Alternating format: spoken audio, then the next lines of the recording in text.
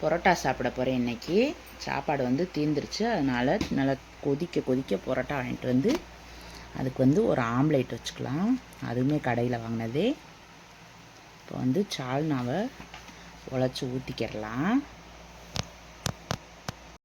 போட்டாச்சு. இப்போ வந்து சால்னா ஊற்றிக்கலாம். சால்னா ஊற்று.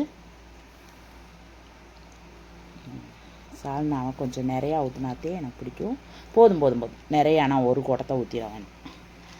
அதே இன்றைக்கி மதிய சாப்பாடு நம்மளுக்கு வந்து பரோட்டாதே. நல்லா எல்லாத்துலேயும் சால்னா படுறாப்புல துவட்டி எடுக்கணும்.